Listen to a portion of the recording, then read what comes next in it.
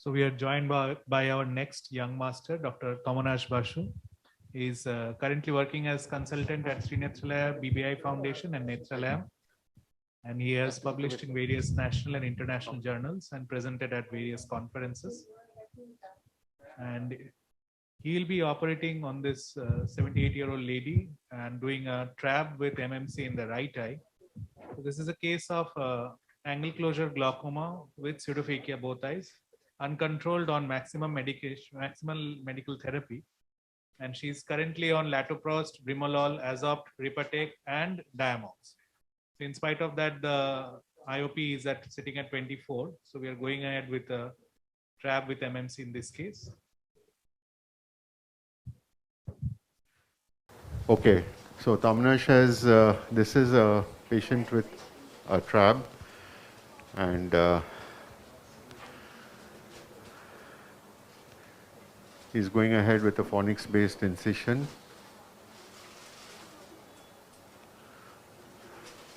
Phonics-based flap. The incision is, of course, on the limbus. So we have Manish sir with us. Oh, Manish sir is there. Yes, Wonderful. he is there. Welcome, Manish, the Grandmaster of glaucoma. Good afternoon, sir. Yeah. So why don't you teach us glaucoma trab surgery while Tomonash is demonstrating? So you teach and Tomonash demonstrates. No, I think what we can see that looks to be like an inflamed conjunctiva. So there is likely to be some bleeding. I think Tomonash will have to do some adequate cautery. So And what is the dose of Mito Tomonash had decided for this case? yeah, so I'll just Tomonash shared with me that he wants to give 0.4 for 1 minute. Okay. So, and he's going to use multiple little buds for the mitomycin C. So again, Manish, very, very basic questions I'm going to ask you. Yes, so sir. how much should the cautery be on the scleral bed to cauterize? Because I believe that also would cause The scarring. traditional teaching is, sir, it should be adequate cautery but not excessive. So when you're doing a cautery, if you see the shrinkage of sclera, then there is a possibility that when you're making a flap, you can have a irregular depth of flap, or you can have small buttonholes. So it should be just adequate, which is good enough to do hemostasis. There should not be active bleeding points. Right. But excessive cautery will lead to problem in scleral thickness, especially in pediatric glaucoma. We have seen if you do too much of cautery, there is thinning of sclera, and when you're making a flap, you have small buttonholes in the flap. So that is the main idea. But in cases like these, you will still have to do some cautery, because it will keep oozing, and it will create a problem in operation. Yeah. And what about the amount of flap? I mean, how much should you dissect, and what should be the quadrant of your first trab surgery? Ideals. Exactly. I'm talking about the ideal situations I know, only. sir. So actually, sir, what we should do is, whenever you are doing a trab surgery, you should always remember that trab is a surgery which can fail over time, even with the best of the best hands. So we should try to dissect conjunctiva which is enough, not too much. So basic idea is you operate either supranasally or supratemporally, so that in future if there is a failure of surgery, you have at least one quadrant where you can go for a resurgery. Right, right. So that is the concept we generally follow in trabs. Yeah. So what we did see, Manish, that Yes, Tomonash has made a nice dissection, and he's putting in the MMC soaked sponges, and he made a mark. So what is your preferred flap, the triangular flap that you would make? He has made it 3.5, he just shared with me. So that is the traditional, sir, 4 millimeter base, 3 millimeter vertically. Sometimes if you are doing a retrab and the area of conjunctival dissection is small, we can go for a smaller flap. Only thing, if you are making a smaller flap, the stoma also should be proportionately smaller. Okay. What is ideal practice is that when you are making a stoma, on the both sides there should be at least 1 millimeter of coverage. Okay. If you have a very small coverage in the sides, then you tend to over filter. Right. And if you have a very large coverage, you tend to under filter. Right. So when you're making a stoma, at least on both sides, the flap should cover at least 0.5 to 1 millimeter. Okay, okay, okay, okay. Right, right, right. So that done, and what about the amount of bleed that takes place? Does that have any bearing on the healing of the and about the scarification of the tissues? Sir, yeah, definitely, sir. Blood is pro-fibrotic.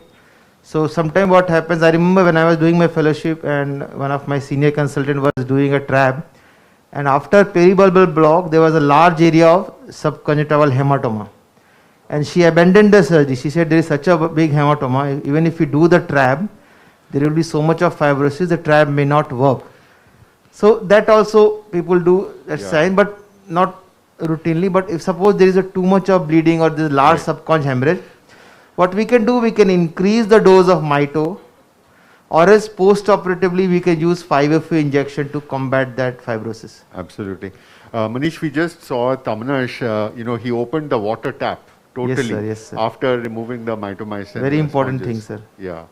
So for washing the mitomycin, again at least 20 ml of BSS should be used, because they are also very important things, sir.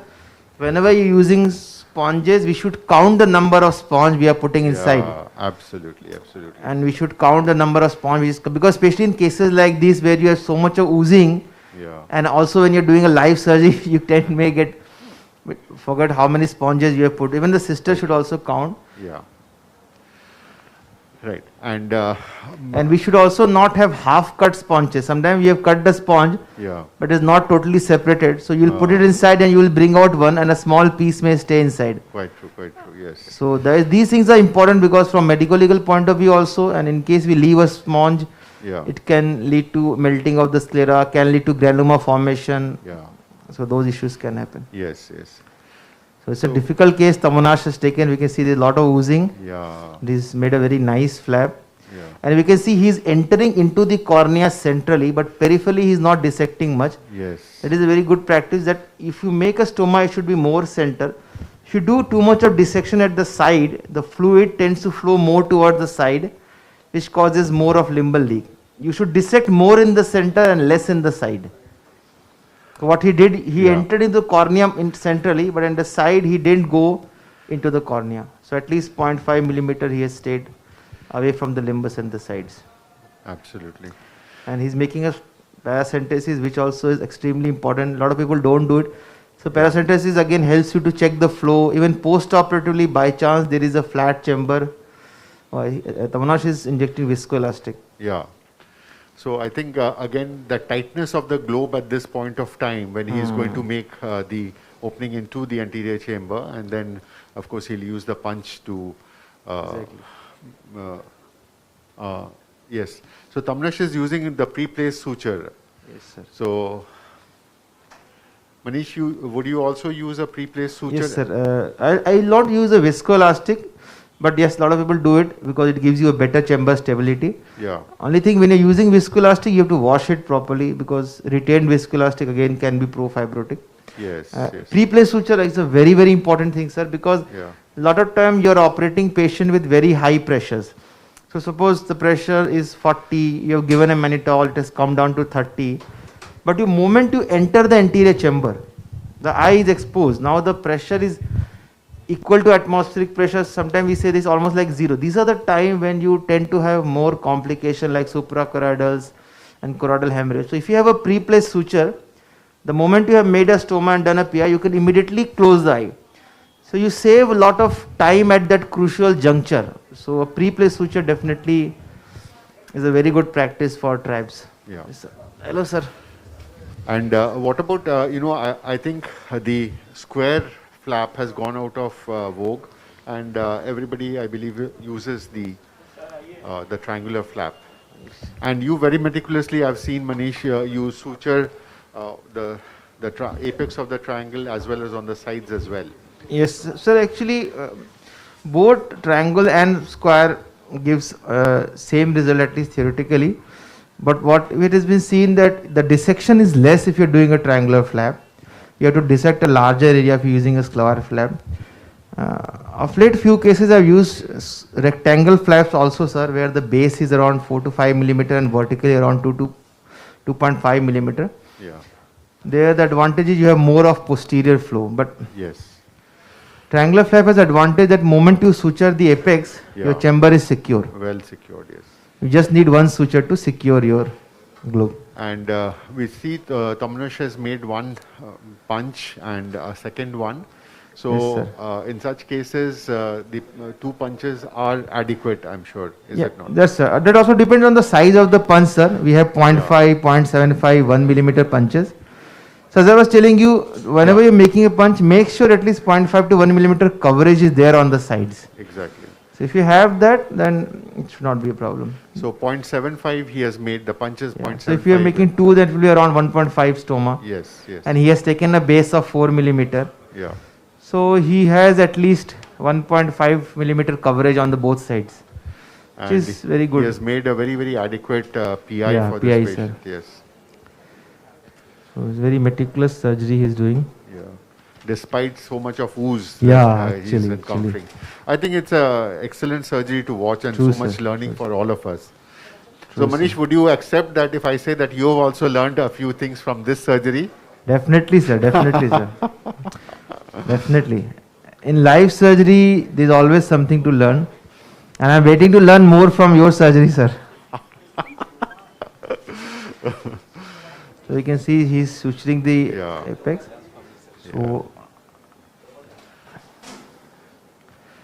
it's So, difficult surgery because this constantly oozing. Constantly oozing, yes. Yeah. So the visibility is a issue here. Yeah. So sure-handedly he's tackling all his Yes, suture. You true. know, I mean, it's near a blind procedure, is it not? Exactly, sir. Exactly. Yeah. And I think at this point of time, he would not like to place in any amount of cautery or any cauterization to be done. We can lift the conjunctiva and see if there is any bleeding point. Yeah. 1 or 2 points we can cauterize, but near the flap we should not cauterize, sir, Exactly. because that will again cause shrinkage of sclera and can create. Another important thing, sir, when we make a flap, sometime at the margin of the flap or at the margin of the base you have a perforating vessel. These we should try to stop the bleeding by putting pressure for some time. Yeah. And avoid cautery at those margin areas, because there if you have shrinkage of the tissue, that Yeah. act as a over filtering point. Absolutely. So I think he will be washing the viscoelastic, Yeah. and then we can inject the fluid to see how much is the flow, Yeah. whether we need more sutures or not. So, so Manish, I'm going to ask you this very important question that I always have in mind. So, when would you like to give the sutures also on the sides of the flap, apart from the apex, and when would you not like to give it? Sir, once I wash the viscoelastic like he is doing, like I don't use viscoelastic, but in case you're using viscoelastic, you have washed it, now you're injecting fluid. If you see that there is no flow at this moment Yeah. from the sides, Yes. then probably there is no need to put more sutures. Then it's a secure flap. You can put some pressure on the sides of the flap to see whether with massage the aqueous is coming or not. But if there is no flow, then one suture is actually enough for these cases. Right. But Great. in case suppose you're injecting and you see there is some oozing from say nasally, or like for example I can see there's some oozing So, on just like now he's hydrating the port, and I don't think there's much of ooze and yeah. If there is from no the ooze, side. then probably no need for suture. If there is a ooze, then on that side you can put a releasable. yeah. I think he's probably planning a releasable. Yeah, he's planning a releasable, so that's fine, I think.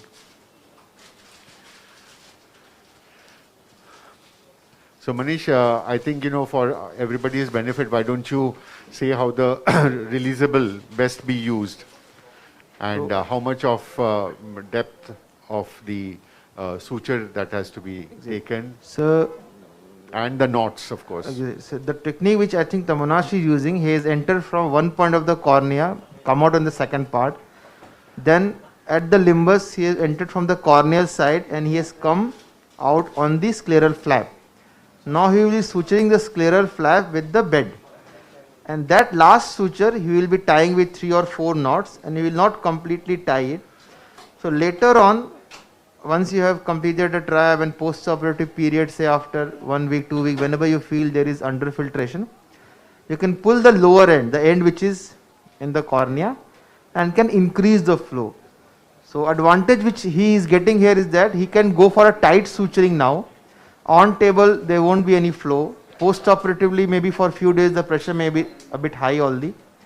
Later on, once there is healing at the margin of the conjunctival dissection, when he is sure that it has healed properly and there is no risk of leak, then he can release the suture and increase the flow.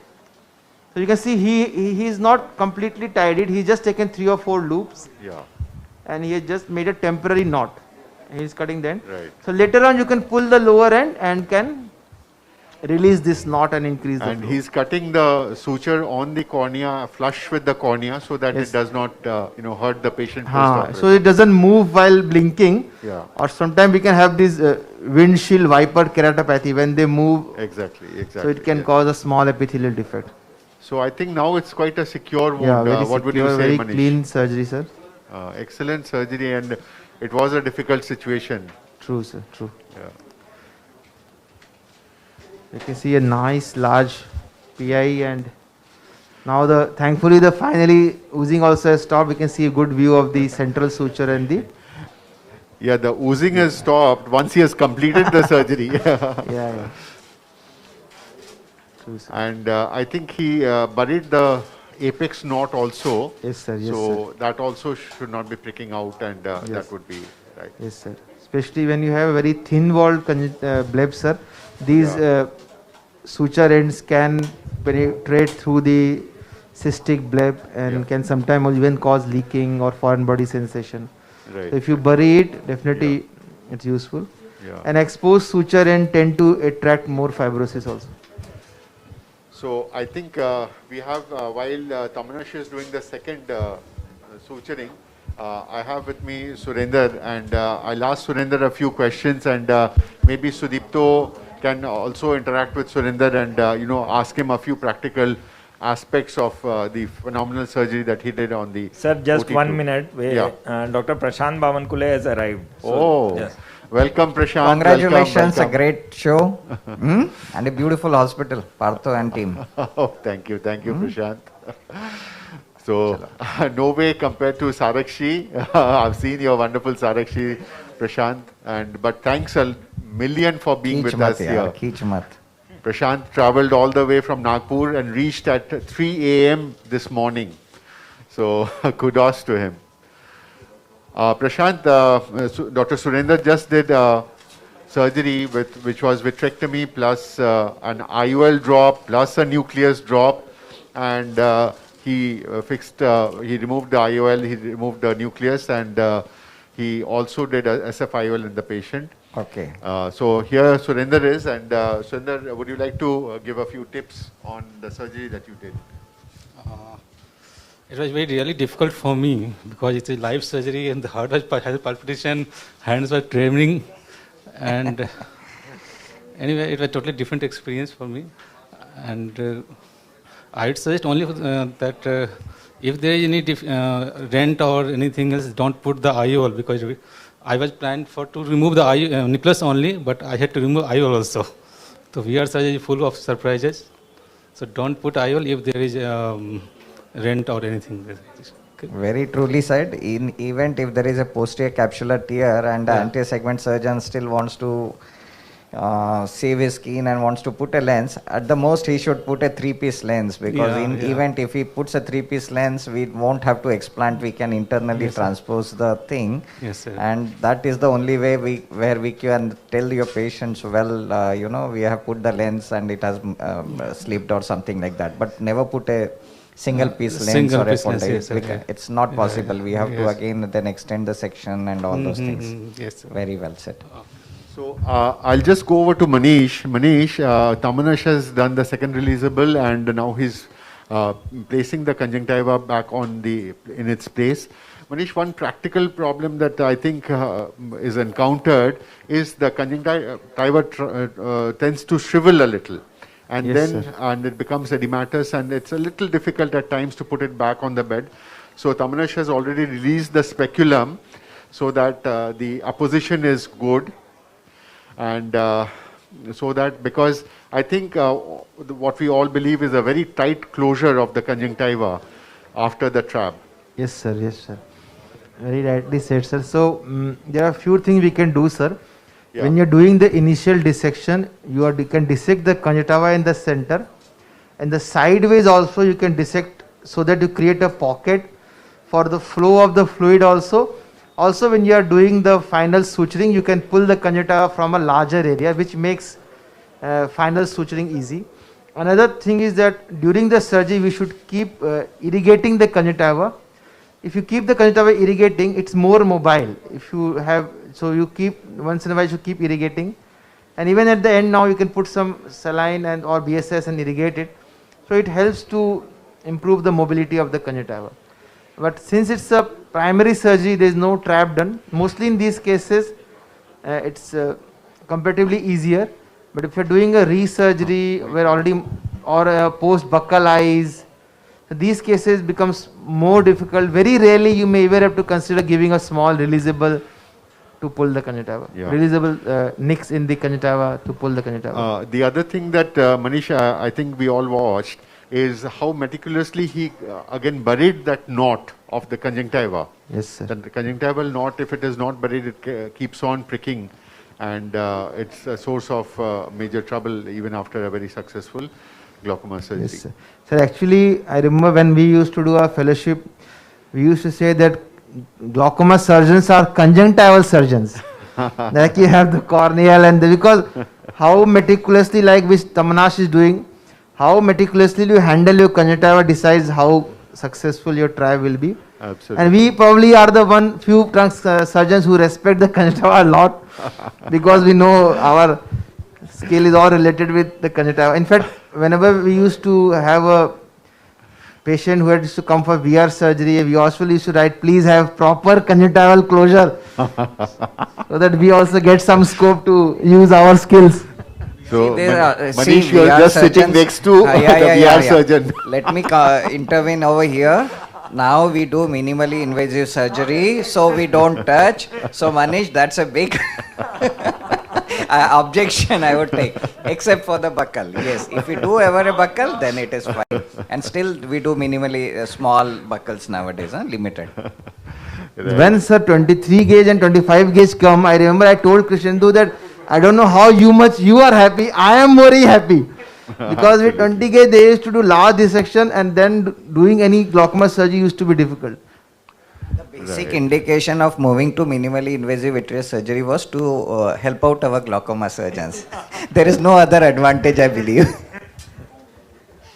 Even the cornea surgeon sitting over there has not so much of a objection with the anterior segment surgeon that they create a OSD and all what. What? Aditi? So these people are vehemently against us, huh? Because we find the silicone oil induced glaucomas the most difficult glaucomas to handle.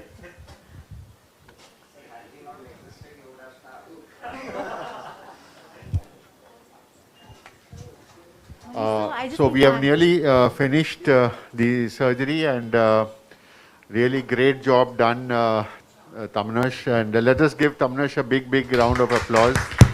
And while Tamanash is just finishing, so Sudipto, you're there? Yes. Sudipto? So, Yes, sir. Sudipto, anything else that you would like to discuss with Dr. Surendra about the surgery that he did? No, I would like to congratulate Surendra for this nice video as well as surgery.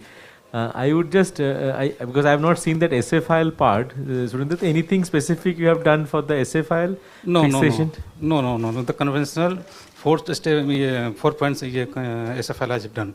So because it is more reliable and there is no risk of IOL drop in future in this kind of conventional sutured SFIOL. So I prefer this surgery only. Okay. Although Mona technique is a very good technique, but that is more technically challenging. So I usually prefer the PMA lens in case of this kind of situation. So we were just discussing with Saurabh that you are using Tenoprolene. Tenoprolene, yeah. So you are still on Tenoprolene. You're thinking, and you have put any other sutures? You have tried with Nino or you have tried with Gore-Tex? Actually, I'm more comfortable with the Tenoprolene. So that's why I use this suture actually. Okay. So I would ask Dr. Prashant also to check, sir. Did you have any complaints with Tenoprolene? Yeah, basically Tenoprolene is known to degrade over a period of time. Second thing is the pseudophacodonosis is the biggest challenge in such cases, and that's why we also, when we started our career, at that time we didn't have this Amar Agrawal technique, glute technique, so we also used to use the sutures. But now we are 100% migrated to scleral scape fixation by glute technique, where the haptics, if they are incarcerated into the scleral wounds, they prevent this tremulousness of the IOL. And definitely patients are happy and more stable and IOL you get. Okay. Okay, thank you, sir. Nice surgery, Surinder. Nice surgery. Thank you, sir. Okay.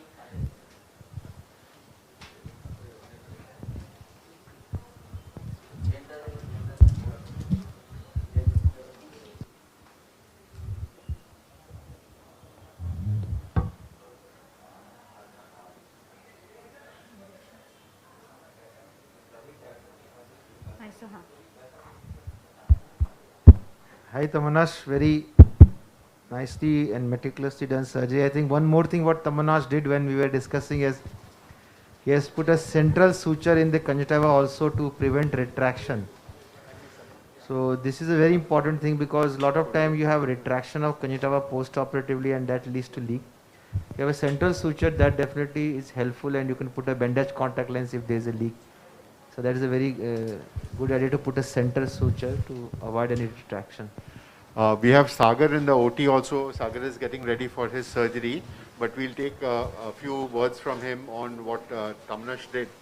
Yeah, I saw bits and pieces, but whatever I saw was very, very well, nicely managed. It's a very challenging situation to operate a patient who has such an inflamed conjunctiva with so much of bleeding, getting the flap correct, getting the blood end blocking thing, trap stoma done.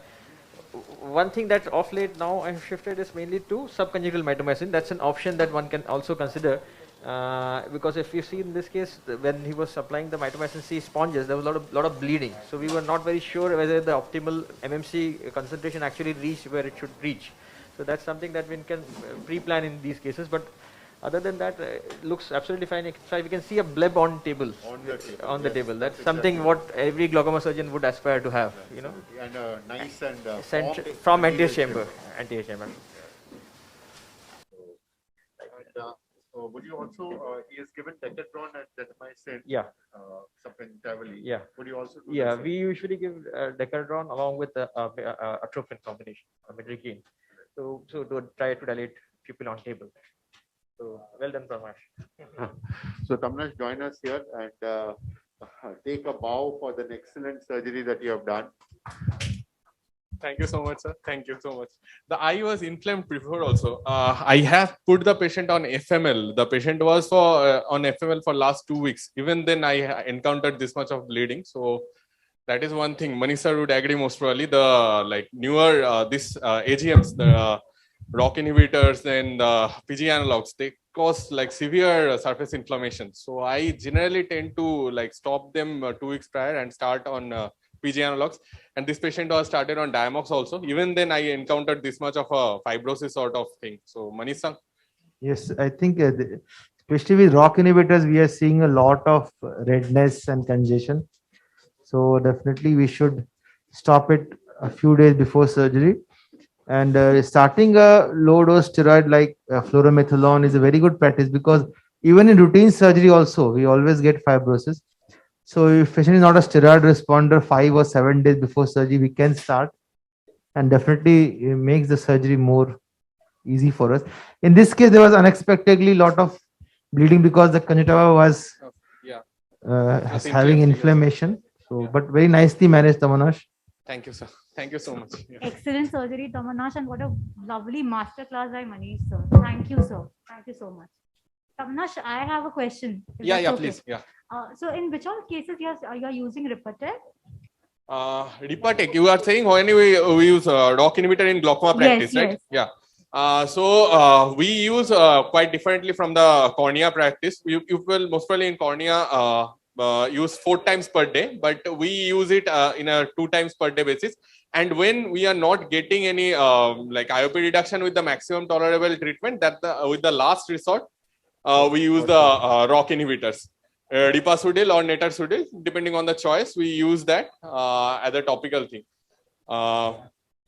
We can use Diamox also, but this is a topical thing, and mostly this doesn't have that much of a side effect also, other than just congestion and redness. So we use it as a last resort or additional therapy. We don't start as a first treatment line. But like if the IOP control is not getting with the maximum tolerable treatment, then we add Ripasudil.